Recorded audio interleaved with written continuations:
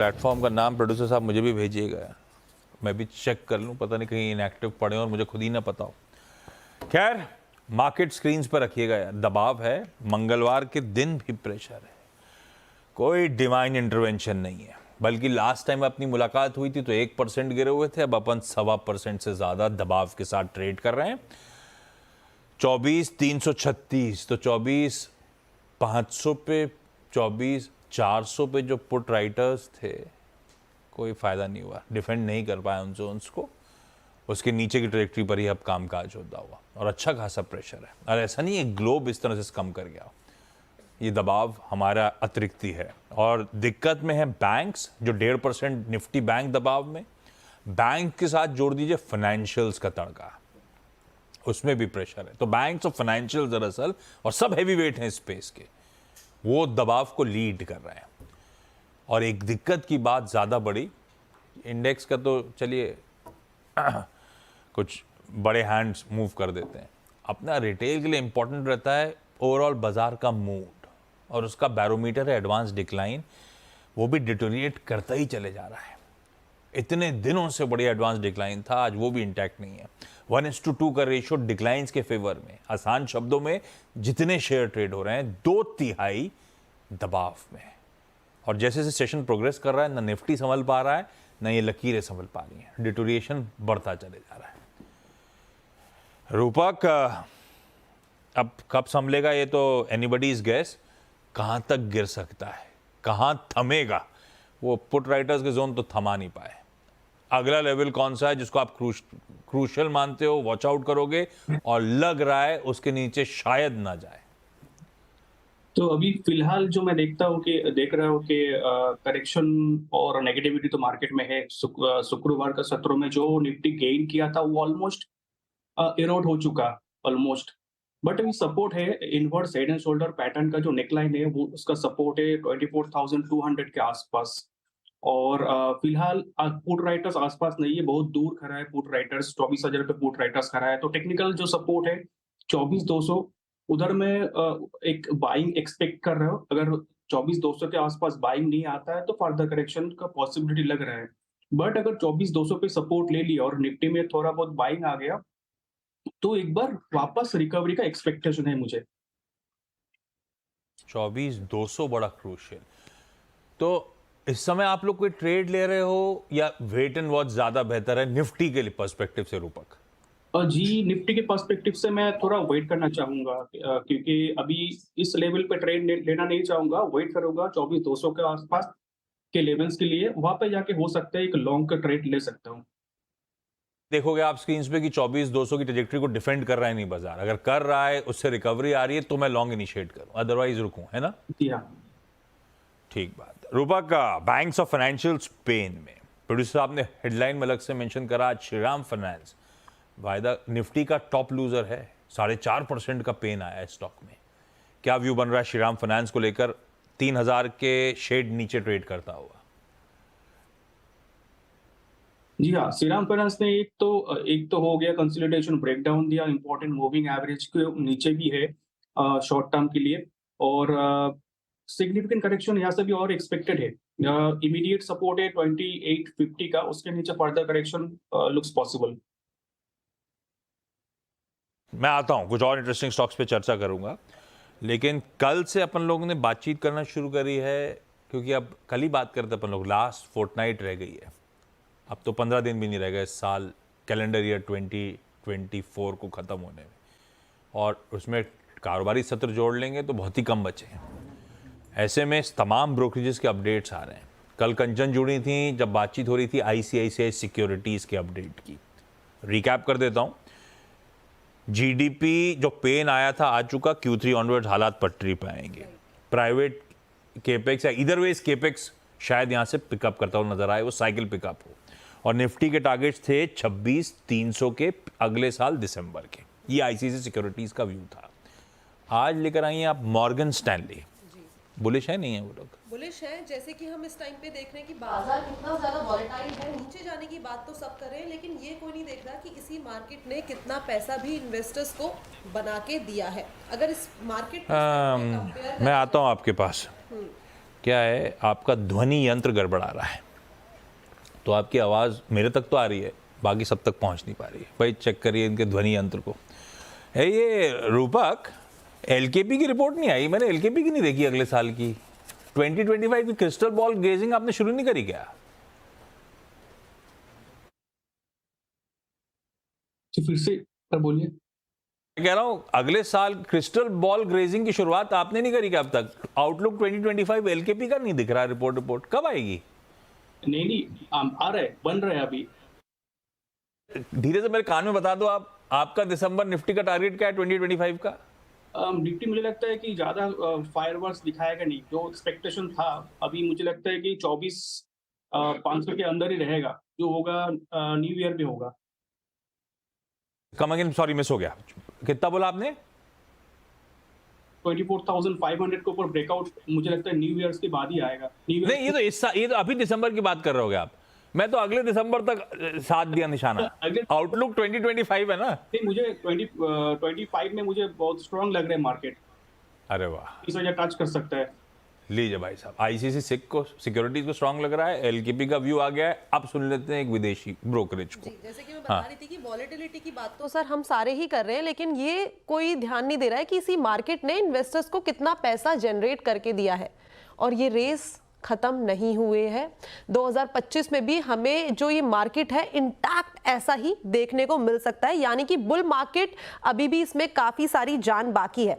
चलिए कंपेयर कर लेते हैं 2003 और 2008 के मार्केट से। अगर वहां से कंपेयर करा जाए तो इसने काफी अच्छा खासा रिटर्न जनरेट करके दिया है, यानी कि उस टाइम की कंपैरिजन में 1/3 रिटर्न मिला है, यानी कि जो अभी हेडरूम है वो काफी ज्यादा बाकी है, और भी अच्छे खासे हमें यहां से पैसे बनते हुए दिखाई दे सकते हैं।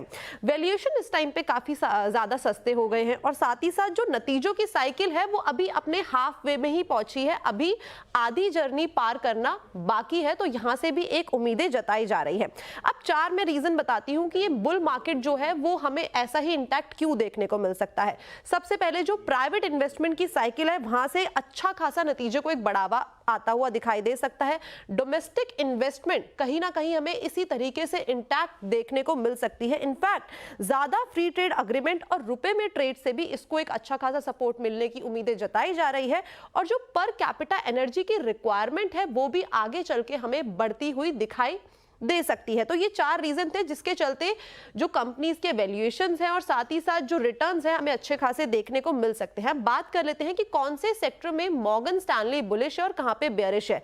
सबसे पहले बात करते हैं ग्रीन सेक्टर की। ग्रीन में नाम आता है फाइनेंशियल का, कंज्यूमर सिक्लिकल का, और साथ ही साथ इंडस्ट्रियल सिक्लिकल का यहाँ पे नाम आता है। लेकिन मतलब जहाँ पे बुलिश है, राइट, अच्छा ग्रीन में है, क्योंकि आजकल लोग ग्रीन मतलब वो ग्रीन एनर्जी से जोड़ देते हैं लोग, इसलिए कंफ्यूज हो गया था। ठीक है, बुलिश है। और लाल यानी कि बेरिश जहां पे है वो है हेल्थ केयर, यूटिलिटी और टेलीकॉम। तो ये भी बुलिश हैं अगले साल के लिए। हालांकि 2003 से 2008 तो मेरे लिए mother of all bull markets type था, क्योंकि अपने करियर में हम सब ने, आप सब भी जो देख रहे हो, ज्यादातर सबके लिए वो सबसे तगड़ा फेज था। पता नहीं उससे पैरेलल ड्रॉ करना चाहिए, लेकिन मॉर्गन स्टैनली अगर उससे पैरेलल ड्रॉ कर रहा है तो उसके हाथ से तो वाकई फिर अभी तो कुछ भी नहीं हुआ है। तो 2025 में शायद और भी बढ़िया मार्केट्स रिटर्न देता हुआ नजर आए। ये वो पॉकेट जो उनको पसंद आ रही हैं, इसको आप स्क्रीनशॉट भी ले सकते हैं। HDFC बैंक, क्योंकि आज सबसे ज्यादा दबाव, 2 दिक्कत हैं बाजार के लिए। रिलायंस तो सरदर्द बना ही हुआ है, क्योंकि थोड़ा सा वो कंसोलिडेशन और वीकनेस के फेज से गुजर रहा है। HDFC बैंक के अच्छे मूव्स, रिकॉर्ड उच्चतम स्तरों के बाद से अब वो सपोर्ट मिसिंग है। ये 2 दिक्कत वाली पॉकेट्स। खैर, HDFC बैंक का रूपक क्या व्यू बन रहा है आप लोगों का? बहुत अच्छे रिटर्न्स दिए, ब्लू स्काई टेरिटरी पे गया, अभी इस समय थोड़ा सा ठंडा पड़ा हुआ है मामला। कैसी पोजीशनिंग लगती है स्टॉक की?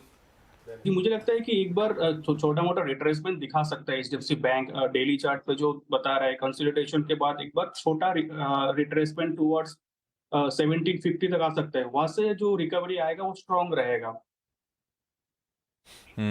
रूपक एक काम करिए, फर्टिलाइजर स्पेस छोड़िए, कोरोमंडल के थ्रू आप समझाना मूड माहौल है कैसा। लेकिन आज पूरा का पूरा फर्टिलाइजर स्पेस, जैसे मैं शुरुआत में कह रहा था, कल अगर आपको याद होगा कमजोर बाजार में रियल एस्टेट चमक रहा था। आज की वही स्टैंड आउट पॉकेट है फर्टिलाइजर। सरकारी हो, NFL, RCF, Madras, fact, GSFC, सब मजबूती का, और लार्जली खैर सरकारियों में ज्यादा मजबूती है, लेकिन अदरवाइज भी पूरे फर्टिलाइजर स्पेस में अच्छा उछाल है। जो नहीं चल रहा वही रूपक से मैंने सवाल डाल दिया कोरोमंडल का। लेकिन क्यों चल रहे हैं, कोई वजह है, ऐसे ही सेक्टोरल चर्निंग का फायदा मिल रहा है? ये अतिन बताएंगे, जिनकी मार्केट इंटेलिजेंस गजब की है। क्या चल रहा है भाई साहब? तो देखिए, न्यूज़ रिपोर्ट सजेस्ट ये कर रहे हैं आशीष के डीएपी यानी डायमोनियम फॉस्फेट, जो एक की फर्टिलाइज़र इंग्रेडिएंट है आज के भारत के मॉडर्न किसानों के लिए, उसके दाम में शायद 12 से 15% तक की बढ़ोतरी होती हुई दिखाई पड़ सकती है। 4 साल के गैप के बाद बढ़ सकती हैं डीएपी की कीमतें, और 1 जनवरी 2025 से शायद ये नया प्राइस हाइक आपको आता हुआ दिखाई पड़े। रशिया यूक्रेन वॉर की वजह से हमने देखा है कि फर्टिलाइज़र सप्लाई चेन में इशू आया, लागत भी बढ़ी, गैस के दाम भी बढ़े, तो कहीं ना कहीं जो बढ़ते हुए कॉस्ट हैं, बढ़ती हुई सब्सिडी है, उससे कहीं ना कहीं कंपनीज और सरकार पे प्रेशर आ रहा है। थोड़ा बहुत एक प्राइस हाइक ज़रूरी था, और 1350 रुपये पर गोनी का जो दाम है ये रिवाइज होकर लगभग 1600 तक जा सकता है। एग्जैक्ट डिटेल्स ऑब्वियसली सरकार और कंपनियां तय करेंगी या कंपनियां तय करेंगी, लेकिन क्लियरली ये प्राइस हाइक बहुत दिनों से एक्सपेक्टेड था, और इसके कारण जो है शायद मार्जिन को सपोर्ट मिले, सब्सिडी को सपोर्ट मिले, और ओवरऑल जो कंपनी अपने केपेक्स पे ध्यान दे रही है उस पर आपको एक रिलीफ आता हुआ दिखाई पड़े। तो डैप के कीमतों में इजाफे के चलते आज सारे के सारे सरकारी जो फर्टिलाइजर कंपनी है, चाहे वो आरसीएफ हो, एनएफएल हो, फैक्ट हो, अच्छी खासी तेजी देखने को मिल रही है। 4 साल बाद कीमतें बढ़ेंगी। हाँ, आसान नहीं है, किसानों की चीज़ है, सरकार का इंटरवेंशन होगा, और हो सकता है कीमतें बढ़ाने दी जाए तो लास्ट टाइम ये हुआ था कि सब्सिडी का क्वेश्चन बढ़ा दिया था कि आप कीमतें मत बढ़ाओ, सब्सिडी हम बढ़ा देंगे आपकी। तो जो भी हो, विन विन सिचुएशन हो सकती है, और इसीलिए सारा पॉकेट रुझान में। मैंने कोरोमंडल इंटरनेशनल की बात करी थी, फ्लैट है, लेकिन ध्यान रखिए कोरोमंडल ऑलरेडी बहुत बड़ा आउट परफॉर्मर है स्पेस का। इवन कल भी गजब का सेशन था कोरोमंडल के लिए। ऐसे में रूपक, चार्ट्स पे पोजीशनिंग कैसी? जी, चार्ट्स में एक कंसोलिडेशन दिख रहा है 1737 से लेके रूपक, हाँ प्लीज कंटिन्यू। जी हाँ, 1737 से लेके 1837 का बीच में जो 100 पॉइंट का एक रेंज है, उस रेंज में कंसोलिडेट कर रहे हैं। मुझे लगता है कि वेरी शॉर्ट टर्म में एक अपसाइड में ब्रेकआउट आएगा। ऑलरेडी स्टॉक में स्ट्रेंथ है, और अपसाइड में ब्रेकआउट आता है 1850 के ऊपर तो स्ट्रॉन्ग अपसाइड टुवर्ड्स 2100 दिख सकता है। कोरोमंडल, खैर पूरा फर्टिलाइजर स्पेस थोड़ा सा वोलेटाइल रहता है, ज़्यादा सेक्युलर रन्स होते नहीं, रह रहे के मुनाफा वसूली आती है इस पॉकेट में, इसलिए मैंने कोरोमंडल के साथ ही जाना प्रेफर करा था। ये व्यू है कोरोमंडल इंटरनेशनल पे। एविएशन एज अ स्पेस, और रडार पे इसीलिए आई थी कल जीएमआर एयरपोर्ट से जो नवंबर अपडेट्स आए थे बहुत बढ़िया थे। 14% मेरे ख्याल से पैसेंजर ट्रैफिक साल दर साल बढ़ा। उसके बाद एक ब्रोकरेज रिपोर्ट आई है एविएशन एज अ स्पेस को लेकर, तो इंटरग्लोब फोकस में आया। रूपक, इंटरग्लोब का चार्ट आप रेडी रखना। श्रेया जुड़ती हुई मेरे साथ, जो बताएंगी वो रिपोर्ट के कॉन्टोर्स हैं क्या, वो रिपोर्ट कहती क्या है। Shreya, hi, good afternoon. Good afternoon sir ji. Jefferies ने एविएशन स्पेस पर अपनी रिपोर्ट जारी की है और इंटरग्लोब एविएशन को बाय रेटिंग दी है। कुछ रीजंस भी गिनाए हैं जेफरीज ने इसके पीछे। इंटरग्लोब यानी इंडिगो की बात की जाए तो पिछले कुछ महीनों में इसकी जो न्यू एयरक्राफ्ट डिलीवरी हुई है उसमें हमें तेज़ी देखने को मिल रही है। अगर इसको कंपेयर करें एयर इंडिया से, तो एयर इंडिया में इसमें कमी देखने को मिल रही है, और एयर इंडिया की दिक्कत यही समाप्त नहीं होती। 2025 में न्यू एयरक्राफ्ट डिलीवरीज में शार्प डिक्लाइन आ सकता है। साथ ही लॉजिस्टिक में भी यहाँ पे दिक्कत है एयर इंडिया की, और ऐसी कोई दिक्कत इंडिगो में नज़र नहीं आ रही। और इंडिगो की बात की जाए तो डिजिटल इनिशिएटिव का जो फायदा है वो इंडिगो को साफ साफ मिलता नजर आ रहा है। साथ ही इंडिगो के पास अभी 410 एयरक्राफ्ट्स हैं, और इसका मार्केट शेयर अगर आप देखेंगे तो 61% का है। इसलिए बाई कॉल इंडिगो के ऊपर जेफरीज की। ओके, चलिए Shreya, thank you so much. InterGlobe ज़्यादा एक्टिविटी में है नहीं। श्रेया के साथ साथ रूपक को भी थैंक्स कर दिया जाए। रूपक, थैंक यू सो मच जुड़ने के लिए, आफ्टरनून में बढ़िया तरीके से हम सब की मदद करने के लिए। क्विकली छोटा सा ब्रेक के उस पर जब लौटूंगा तो क्विक मार्केट चेक।